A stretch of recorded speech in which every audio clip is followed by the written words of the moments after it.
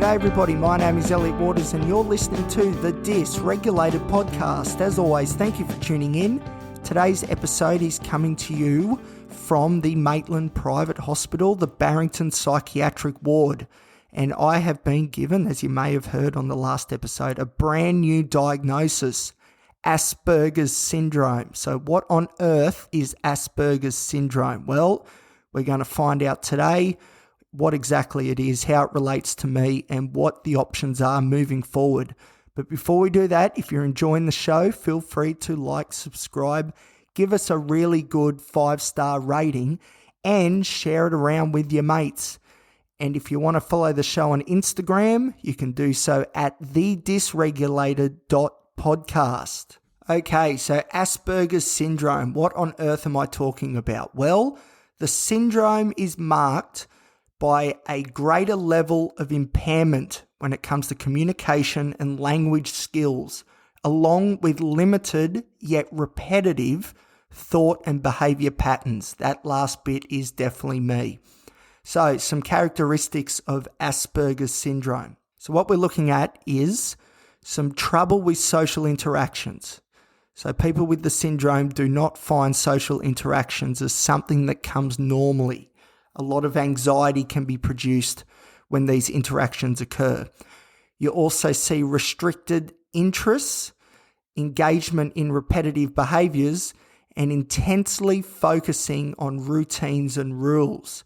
So some symptoms that we see includes repetitive speech, difficulty with coordination, a real focus on the finer details, and this one again is so me, an inability to maintain eye contact. So we're looking at the ground, we're looking at the sky, but we're definitely not looking at the person we're talking to. So some causes, it may be hereditary, prenatal exposure to toxic elements, so that's in utero, can play a part, excessive prematurity, and also brain abnormalities, which is probably a given. So treatment, we're looking at cognitive behavioural therapy, speech and language therapy, social skills training, and also at times the use of antipsychotic drugs and different antidepressants. So to sum it all up, really, we're looking at significant problems with social interactions, deficits in non-verbal communication, repetitive behaviours or interests, and an insistence on sameness and inflexibility. So how does this apply to me? Well, the repetitive interest is certainly true. I've had a fixation on a narrow set of hobbies or interests for a very long time, and currently the most prevalent being, and you may guess this, psychology and all things to do with mental health. But in the past, I was obsessed when I was younger with trains. I was obsessed with flags of the world, trucks and road transport, even with my music choices. So I have a great love of Oasis and AC/DC. But the way I look at these two bands is more akin to the type of support that you would have for, say, a football team. And of course, my longest running obsession, which has brought me great pain for those in the know, has been with the mighty Newcastle Knights rugby league team. So problems with social interaction is interesting for me. So a friend of mine, who I'm sure she listens to the show, and I'm certain she'll message me straight after she's listened to this and say, hey, you were talking about me. She said once, Elliot, your problem is that you are actually autistic and you need to accept it. She's very abrupt. What you do is watch very carefully to how others interact, and you've become an expert, I like this part, in mirroring these behaviours. But none of it comes naturally to you because you are autistic. And you know what? She seems to be right, because Asperger's syndrome is on the spectrum. It is now classed as high-functioning autism, but we're going to use Asperger's mostly so we can differentiate that from regular autism. So another big clue when we look at Asperger's is the lack of eye contact. Now, I've struggled with this forever. I remember in primary school, a weird but relevant memory to share which was that I was in a group setting once. This was, for those in the know, at Hudson Park. And the whole time I was fixated with this idea of needing to make eye contact with people. What resulted was a stare that lingered way too long, and I'm sure was very uncomfortable for the person who was receiving it, which is also a sign of this condition. So either you're looking at no eye contact or far too much. And unfortunately, that is a big problem for me. And the people that know me will probably be nodding their head going, yes, Elliot does have trouble with eye contact. Yes, that is true. All right.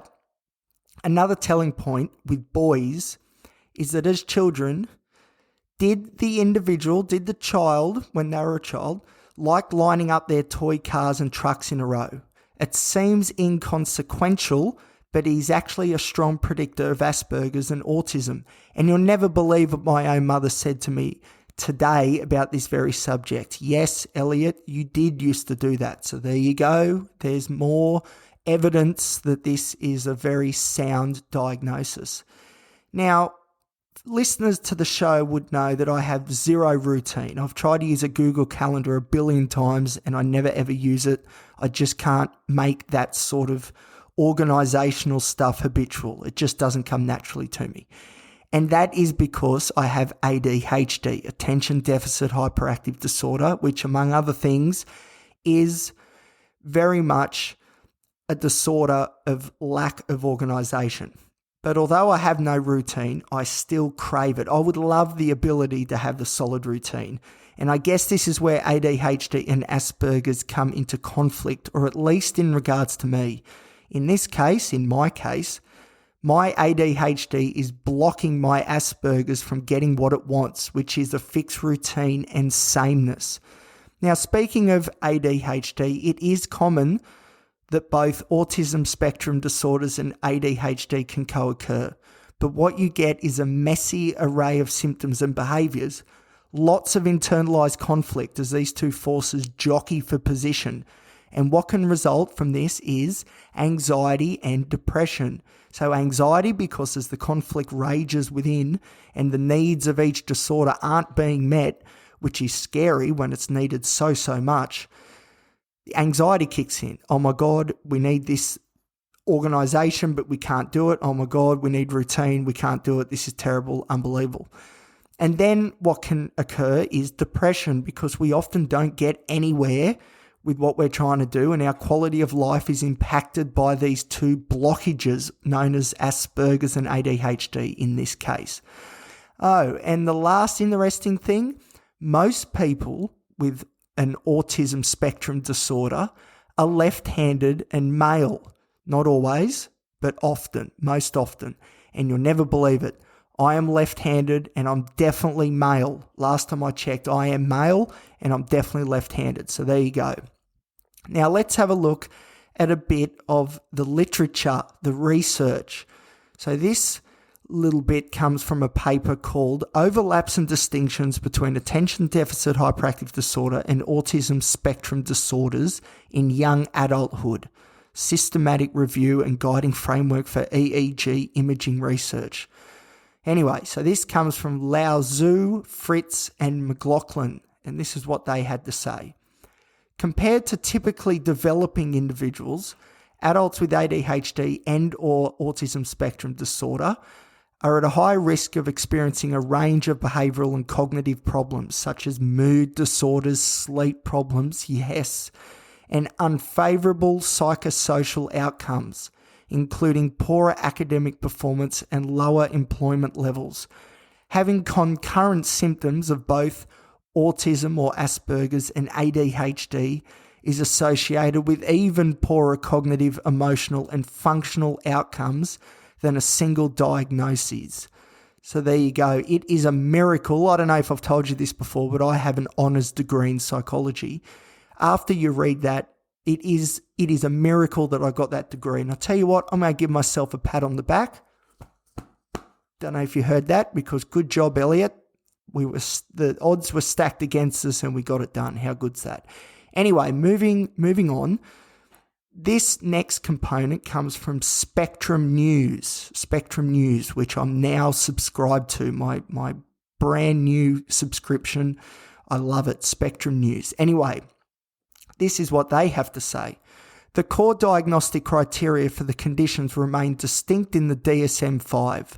So the DSM-5 is the diagnostic manual that psychologists and psychiatrists use to say to people, you have this condition. So this is how they diagnose. Anyway, so the conditions remain distinct in the DSM-5. Social communication impairments plus restricted and repetitive behaviours for autism and inattention or hyperactive and impulsivity or a combination for ADHD. But both conditions can involve delays in language, yes, heightened sensory responses, so loud noises scare the shit out of me, and now it makes sense why. Defiant behaviour, maybe in the past, not anymore, of course, I'm much more well adjusted. Problems with regulating emotions, yes, and difficulty with planning and with inhibiting behaviour. Both also appear in childhood and are more often diagnosed in boys. So there's a bit to unpack there. Certainly, I've struggled with mood disorders for as long as I can remember, and I also have sleep problems. And although I do have an honours degree in psychology, have I mentioned that before, it was very nearly derailed by my inability to focus on the task at hand, ADHD, and engage properly with the opportunities I had to speak with my supervisor and fellow students, and that's the Aspergers, because it just felt awkward to me, so I didn't want to do it.